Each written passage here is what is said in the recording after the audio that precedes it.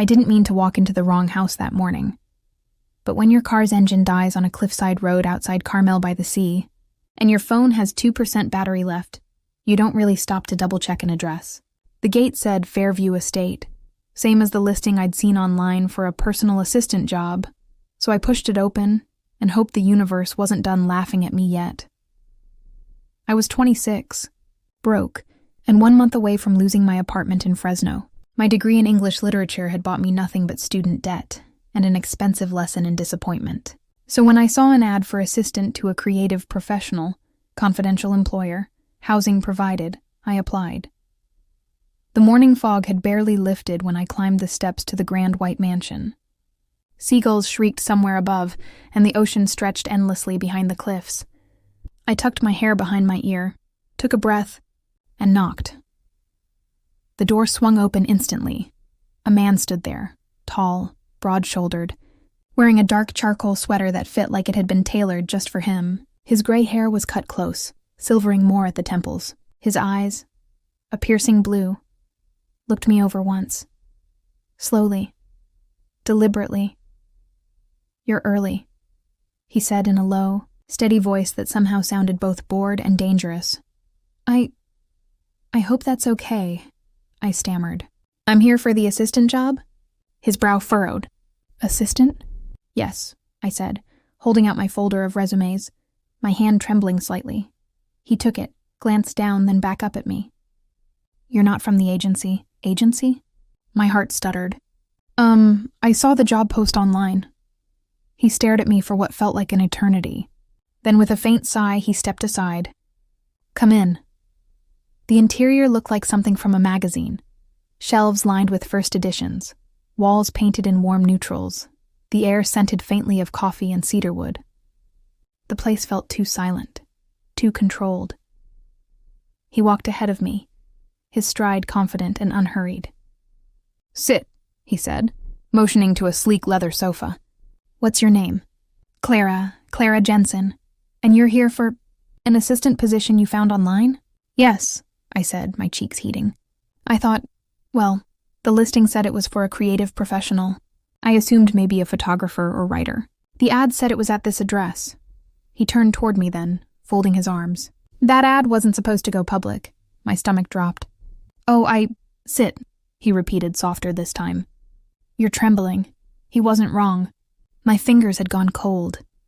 He studied me again, slower now, eyes unreadable. "You have no idea whose house you just walked into, do you?" I shook my head. He leaned back slightly, one corner of his mouth curving. "Ethan Vale." The name hit me like a spark. Ethan Vale, the Ethan Vale, the reclusive author whose novels had spent years on the New York Times list. A man rumored to have disappeared from public life after his wife's death 3 years ago. I swallowed. "You're the author?"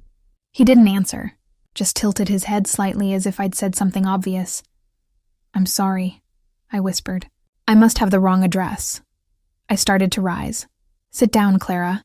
His tone wasn't cruel, but it had weight, the kind of authority that made people listen. "Since you're already here," he continued, "tell me why you want to be an assistant." My throat went dry. "Because I need the job." His lips twitched, almost a smirk. "Honesty. That's rare." He began to pace, slow and thoughtful. "My publisher hired an agency to find me a new research assistant. Someone discreet, organized, able to handle long hours and isolation." He stopped, turning to me again. "They were supposed to send me candidates next week." "You just walked in before they did." "I can handle isolation," I said quickly.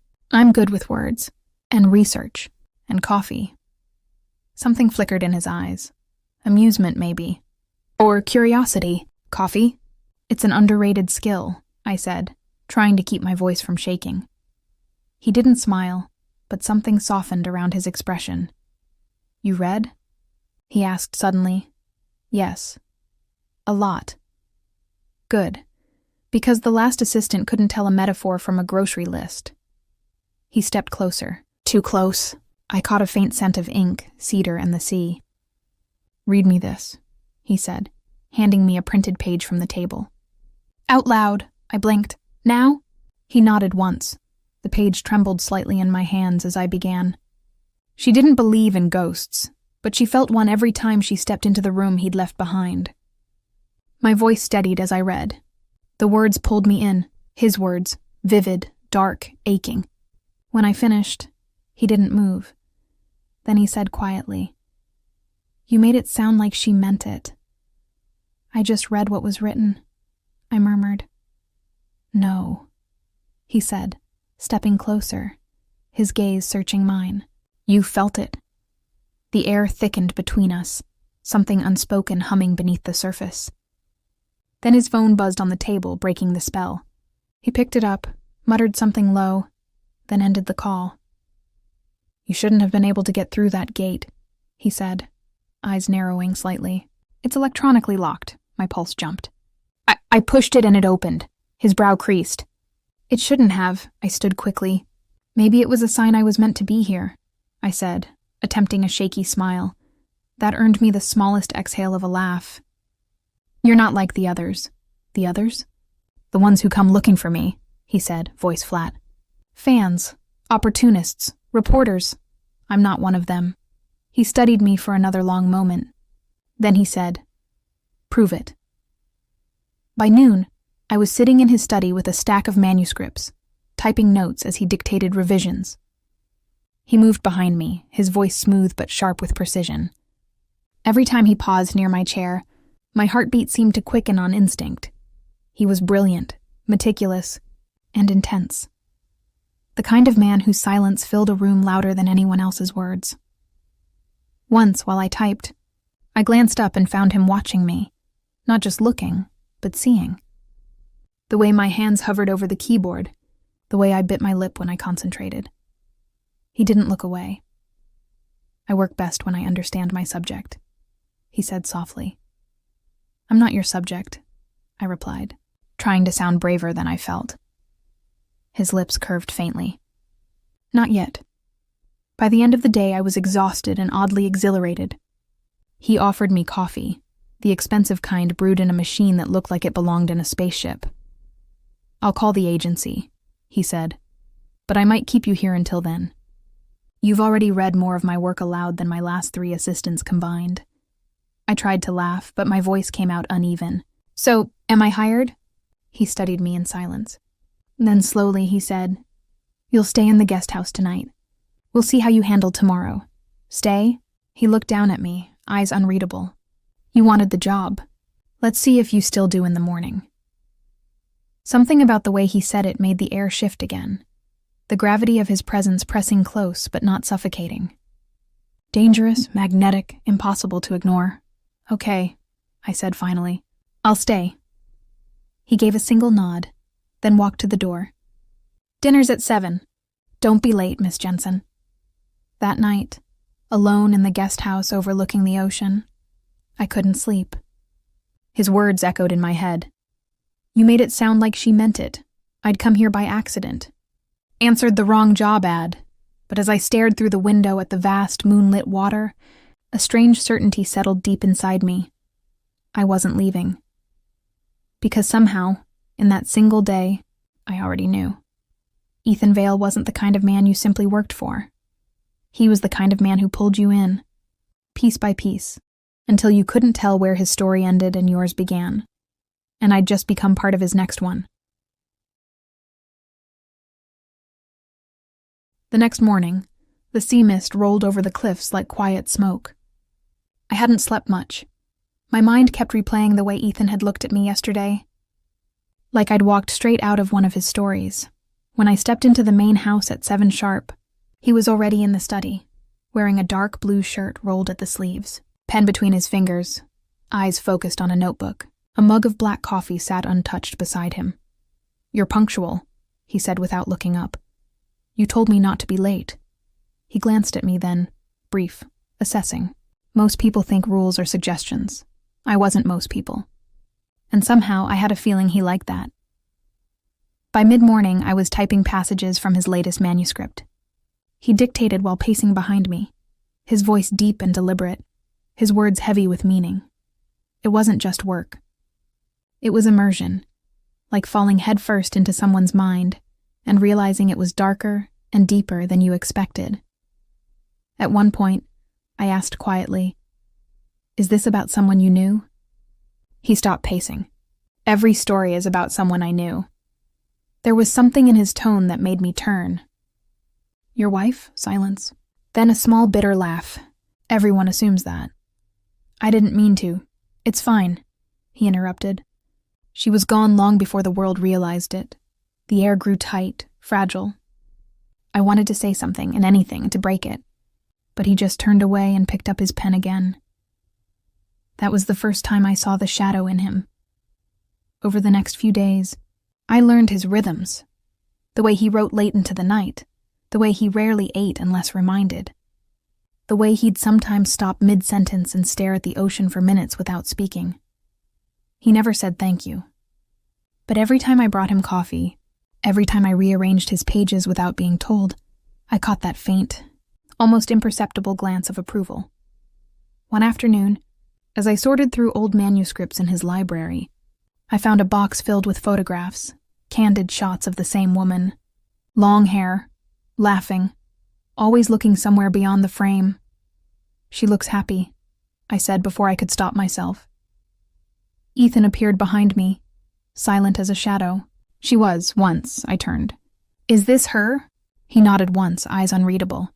"Elena." There was a stillness in the air, like the moment before a wave breaks. "She left?" I asked gently. He shook his head. "Car accident. 3 years ago." The words landed heavy. "I'm sorry." He looked at me for a long time, then said quietly, "Everyone says that. No one means it." "I do." He held my gaze. Longer than he should have. "Don't."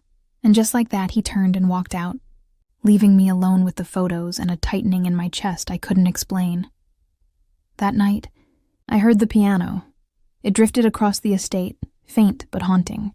I followed the sound down the hall until I found him in the music room, shirt unbuttoned at the collar, fingers gliding over the keys like the music was pouring out of him against his will. He looked up when I entered, but didn't stop playing. "I didn't know you played," I whispered. "I don't," he said. "Not anymore." The song was slow, almost mournful. "What is it?" "Something I wrote for her," I swallowed. "You still love her?" He stopped, fingers still on the keys. "Love doesn't just stop because someone dies, Clara. It just changes shape." I stepped closer. "Then what shape am I?" His eyes met mine, sharp, startled, almost pained. For a second, I thought he'd tell me to leave. Instead, he whispered, "I haven't figured that out yet." The days blurred after that, an electric mix of work and tension. I tried to stay professional. But his voice, his presence, the quiet intensity of his gaze, it all began to seep into me. I'd catch him watching me from across the room, eyes unreadable, or find small notes on my desk in his handwriting, reminders, corrections, sometimes a single word, perfect. Then, one afternoon, the storm hit. Not a real one. The California coast was clear and blindingly blue, but the kind of storm that starts inside people. His publisher called, angry. Something about missed deadlines and advance payments. Ethan slammed the phone down hard enough to make me jump. "Mr. Vale, don't," he snapped. "Not now," I took a slow breath. "You can't keep everything bottled up like this." He turned on me, eyes blazing. "You don't know what I can keep, Clara. You've been here a week." My heart pounded. "Then tell me." "Let me help." His jaw clenched. He stepped closer, close enough that I could feel the heat radiating off him. "Help me? You have no idea what kind of help I need." I didn't move. "Then tell me." He stared at me. Long, dangerous silence. And then his voice dropped low. "Leave, Clara." "No." The word slipped out before I could stop it. Something in his expression changed. His hand lifted halfway like he was about to touch my face, but then he dropped it. "You should never have come here." "I didn't mean to," I whispered. But maybe I was supposed to. For a heartbeat, I thought he'd kiss me. But he turned sharply, walked out, and slammed the study door behind him. That night, I packed. Or tried to. But as I stuffed my few belongings into a duffel, I noticed something on the desk. A printed draft of his new novel. My name was on the first page, to Clara, who made me remember how to feel. My chest tightened. He'd written that? When I didn't leave. I couldn't. Instead, I went to the cliffside balcony, watching the moonlight dance across the waves. I thought I was alone, until I heard his voice behind me. You read it. I turned. He was standing there, barefoot, hair tousled, eyes heavy with exhaustion and something else. Regret. I shouldn't have, I said. You were meant to. Why? Because I don't write lies, he said simply. The wind pulled at my hair. You barely know me. I know the sound of your laugh. I know how you take your coffee. I know you cry when you think no one can hear. His voice dropped to a whisper. I know enough. My breath caught. Ethan. He stepped closer, slowly, like he was afraid to spook me. You make me want to write again. You make me want to live again. I felt tears rise, hot and confusing. You shouldn't say that. Why not? Because I don't want to be another ghost in your life, he exhaled sharply. You already are. That hurt more than it should have. Then maybe I should go. His jaw flexed, but he didn't stop me this time. If that's what you want. I waited. 1 second, 2, hoping he'd tell me to stay. But he didn't. So I turned and walked back toward the guest house, the sound of the ocean swallowing my footsteps. The next morning, he was gone. The housekeeper said he'd driven into town before sunrise. No word on when he'd be back. The estate felt emptier than ever, his absence echoing in every room. I packed again. This time I meant it. But when I opened the door, there it was, a manuscript envelope on the steps, my name written across the front in his unmistakable handwriting. Inside, a single page. You wanted to help me. You did, too much. I can't finish this story with you here, because you've already become it. And below that, one line that shattered me completely. Don't wait for me. I sat on the porch for hours, staring at that page until the ink blurred through my tears. He'd pushed me away. Not because I'd done something wrong, but because I'd become too much of what he couldn't handle. The man who had built a fortress of silence around himself had let me in, only to lock the gates again.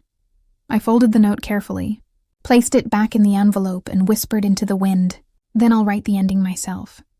And with that, I walked down the gravel path toward the highway, the estate disappearing behind me, the ocean roaring like a heartbeat I couldn't forget. It took me 3 months to stop hearing the ocean when I closed my eyes. 3 months since I left the cliffs of Carmel, since I walked away from Ethan Vale and the world he'd built around his grief. I'd moved inland to Sacramento, renting a tiny studio apartment above a florist shop.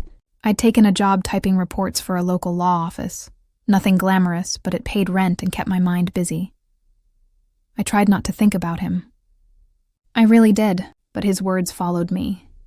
The sound of his voice dictating sentences, the weight of his gaze, the way he'd said, "You make me want to live again." I told myself it was just a chapter, a strange, beautiful, painful chapter I had to close. But every night, when I wrote in my own journal, my words somehow circled back to him. I wasn't supposed to be his muse. I wasn't supposed to matter, and yet, I missed him like something essential had been carved out of me. It was late on a Tuesday evening when the email came. No subject line. Just one attachment. I almost deleted it, thinking it was spam, but something made me open it. Inside was a manuscript. The title page read, "The Wrong Door, a novel by Ethan Vale." My heart stopped. I scrolled down. The opening line was mine, my voice, my words, almost exactly as I'd spoken them that first day in his study. I didn't mean to walk into the wrong house that morning. He'd written our story. Every chapter, from the job interview to the manuscript, I'd found to the night on the balcony. Only this time it didn't end with me leaving. In his version, she stayed. She became the reason the author finally finished his book. The reason he stopped running from the past. And in the final paragraph, he wrote, "Sometimes you don't need to find the right door. Sometimes you just need to walk through the wrong one and refuse to turn back." By the time I reached the end, I was crying so hard I could barely see the screen. Then I saw the postscript, a single line. "If you ever want to see how the story ends, come to Fairview. EV." 2 days later, I was driving up the coastal road again, my heart in my throat. The gates of Fairview Estate stood open this time. No codes, no locks, just a quiet welcome. The mansion looked the same, but the silence felt different, softer, lived in again. I found him on the terrace overlooking the cliffs, dressed in a white shirt, sleeves rolled, hair a little longer now. He looked lighter. He turned when he heard my footsteps, and when he saw me, his expression broke, a raw mix of disbelief and relief. "You came." I nodded, my voice shaky. "You sent me your story." "I didn't know if you'd read it." "I read every word." He smiled faintly. "Then you know how it ends." I shook my head. "That's the thing. You didn't write the last page."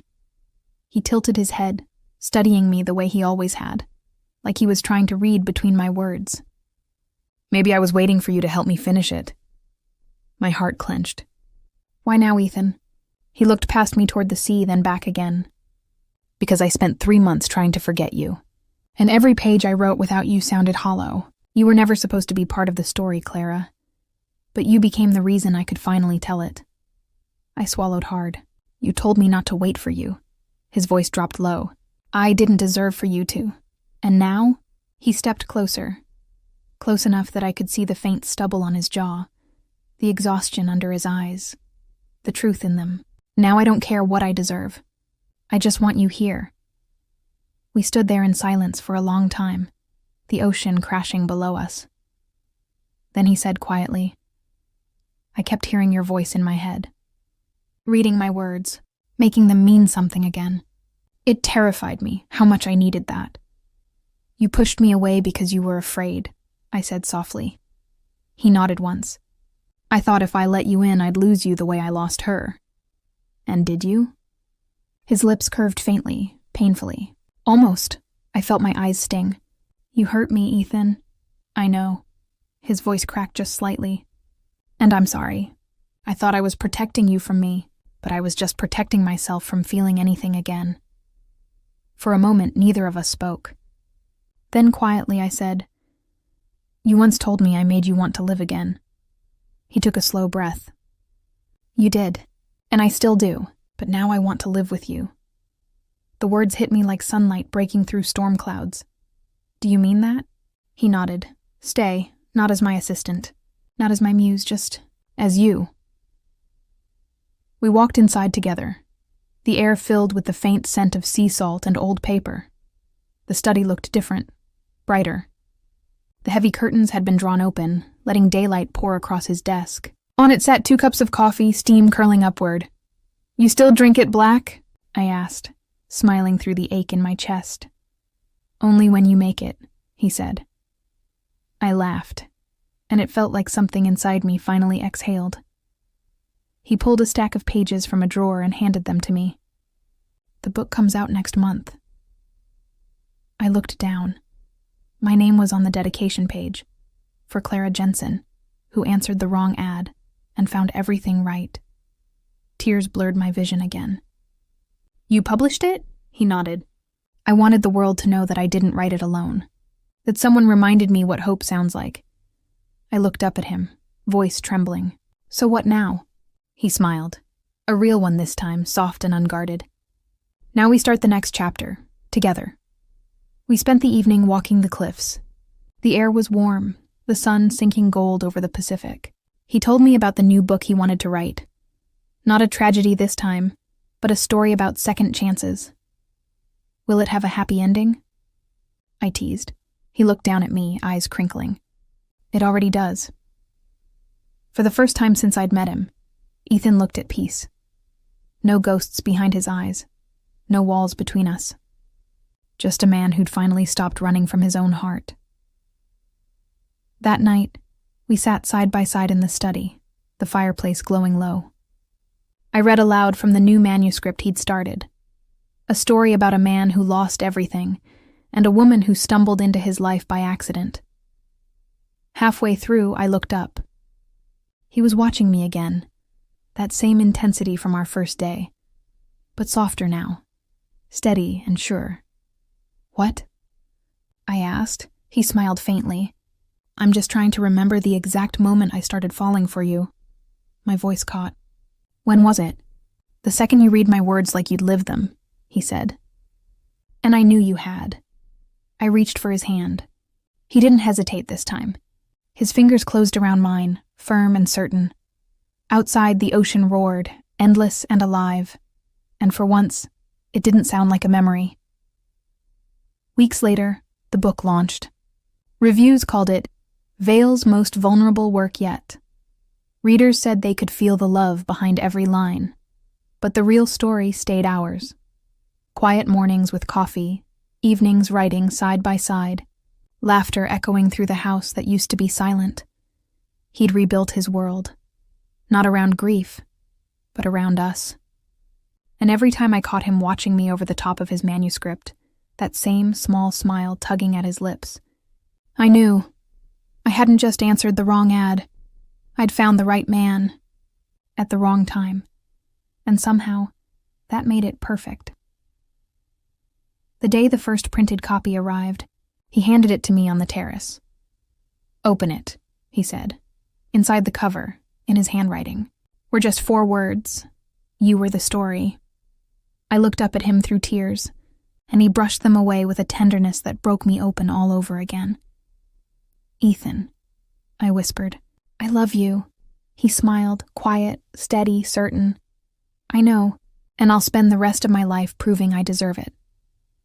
The wind lifted around us, carrying the scent of salt and promise. He leaned in, pressed his forehead to mine, and whispered, You walked through the wrong door, Clara, but you ended up exactly where you belong.